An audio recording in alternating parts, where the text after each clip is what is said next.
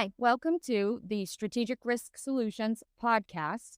Today, we are talking with our very own Executive Vice President of Underwriting, Andy Hulme. My name is Sandra Sainanj, and I am the SRS Marketing Manager. I am based in our Massachusetts location, which is also our headquarters. Andy, however, is based in the UK. So, hi, Andy. Welcome. Thank you for joining us. Thanks, Sandra. Awesome. So, Andy, we're going to sort of jump right in and get started. Recently, you penned an article for SRS that talked about the buying and selling of captives. So, we kind of wanted to dive a little bit deeper into that and really kind of get your understanding and a little bit more expertise from you. So, let's start with the basics. Why would someone want to buy a captive when they can establish their own? What's the kind of incentive there? I think the rationale for this has changed over time. The incentives have moved along. So there has always been an established argument as to whether you buy something that's been built, something that exists previously, or whether you build from scratch. And nowadays, the argument to buy is a little bit more nuanced. It takes a lot of regulatory input to take over an existing vehicle. And certainly the build option is what we see in the vast majority of cases. But that's not to say that buying an established vehicle doesn't have merit. So the reasons why you might want to buy an established vehicle is that it previously underwrote risk. So it has liabilities in there, it has some element of assets, and the ability to leverage those against your own existing portfolio gives you diversification benefit. It maybe gives you a little bit more risk to balance out or build up a portfolio, give you a little bit more critical mass at the start of operations. So I think there is a element of rationale, and it doesn't suit everybody, but there definitely is a rationale to suit some parties from the buy side.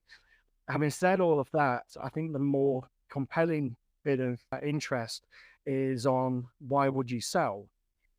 Exactly. So that was going to be my next question because, you know, a captive is a very cool and unique solution for a lot of different businesses, regardless of industry. And a captive can be an answer or a solution to different challenges that multiple corporates can face. And, at SRS, one of our favorite sayings here is if you've seen one captive, you've seen one captive. So to think that somebody could buy an existing captive and sort of make it into their own is definitely an interesting topic. But with that being said, as unique captives are to particular businesses, why would someone sell their captive? I think there's a number of reasons why you would sell a captive. And the first, and I guess the most common reason, is that you've acquired captives. You've acquired more than one captive. So as businesses, as corporate, go through their own acquisitions, they may acquire an additional company that has its own captive. And in some instances, a multi-captive strategy is appropriate for some organizations. In others, a single captive is the best strategy to meet their risk needs. So there might be a surplus of captives within an organization, and that consolidation is beneficial. In other reasons, I always think that when you go and start a captive, when you start a captive from new, you should always understand kind of what the objectives are. And you should always be asking yourself the question as to whether my captive is still meeting those objectives. And there may be a reason why, for whatever reason it is, the organizational risk appetite has changed, their approach to risk has changed. Maybe the need for traditional insurance has moved away. We're seeing a lot of companies move away from tangible risk and moving into more intangible risks. And maybe the need to buy as much insurance doesn't exist there if you don't have a massive fleet of vehicles, if you don't have huge property portfolios. Maybe the need for insurance that you want to place on your own balance sheet disappears. So the rationale for a captive may change.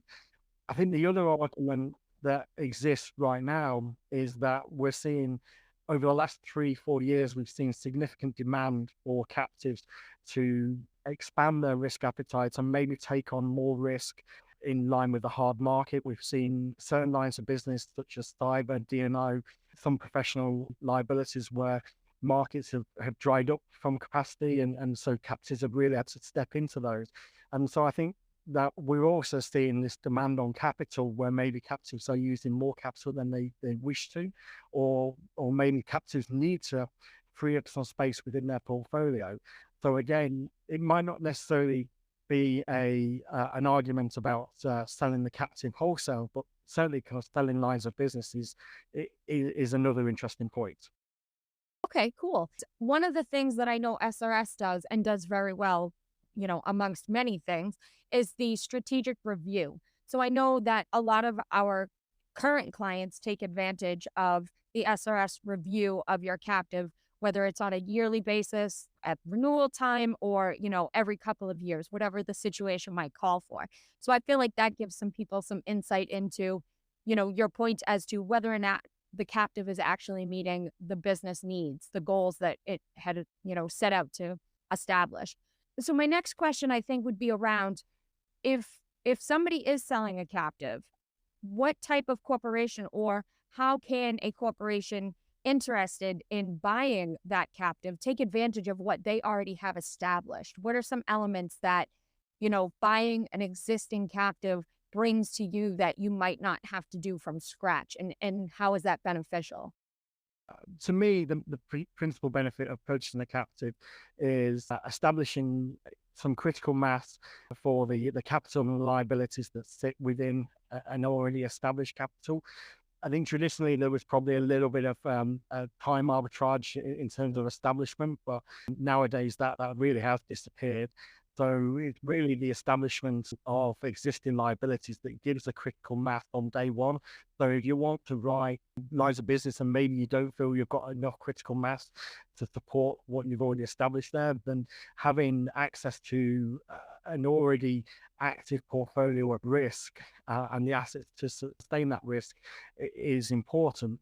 Having said that, I do think the market for purchasing a captive is somewhat niche, and so really the critical benefit or the critical appetite is going to come from legacy liabilities and the consolidators who operate in that space, the established underwriters who operate in that space and really are very good at consolidating risk and running off liabilities in relatively short order, and certainly more at greater speed than can be achieved by most captive owners. Okay, cool. One of the things that I wanted to kind of question is, I've only been at SRS for a few years now, and this topic has come up recently in terms of buying and selling existing captives. You mentioned that this has been, in the past couple of years, but really, why is this coming up now? Is this a trend that you're seeing? I know you just mentioned that it was sort of a niche part of the business, but is it happening more frequently now versus in the past, or is it, to a particular location? SRS, I know we said earlier you're based in the UK. I know you do a lot of work between SRS Europe, SRS Bermuda. Is this something that's coming up either, very particular to a certain area, or is there something that's driving this interest at this point? It's a good question, and I think there's a number of different answers, and some of it's geography and regulation based, and some of it is demand and supply of capacity. I don't think it's a trend per se. It's certainly not something new. This has been around for a long time. The need to buy and sell captive. I think what's driving it is that to close down an insurance company is getting increasingly difficult from a regulatory point of view. So to walk away from your liabilities can be quite difficult. Now, depending on how you've underwritten those, the effects of those may be more pronounced and more longer lasting than the other ways or the dynamics. But I think there's a regulatory impact that's driving the cost and the time it takes to unwind a captive and close a captive down, and that's certainly kind of driving a little bit of interest.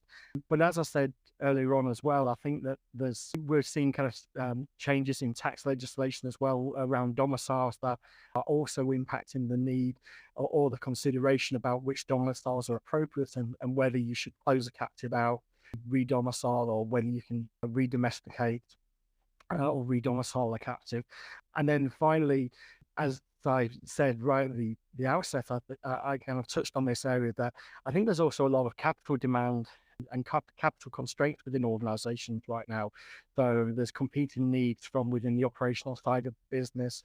There is increasing demands for, from a hard market to lines of business in traditional lines, but maybe high excess property, further up the liability tower where capacity is really important. And so some of these historic liabilities or some of these placements in the captive, they need to be reconsidered as to whether they're giving the best value and whether that capital can be redeployed elsewhere. So I think there's a whole number of different levers that are impacting right now on why this is an important topic, but it's not a new trend per se. I think we're just seeing that people should always be considering what the right strategy is for them, and how you can utilize your captive to the best a degree of support for the organization. And part of that answer may be the captive can't provide that. But in most instances, I think the captive is a really well-rounded vehicle to deliver. Great. Yeah. And I think it goes back to, like I said, what I've heard since day one here at SRS is that if you've seen one captive, you've seen one captive. So I definitely think that as a vehicle, as a solution for challenges that businesses of any industry, of any size, there's a captive that can be developed. There are ways that we can help to address those challenges and those solutions. And I think it's great. I think that SRS has a lot of super expertise in these types of topics. So, with that being said, is there anything else going on that you want to give us some insight into? Anything exciting that you're a part of? Tell us a little bit about yourself and what you're working on these days.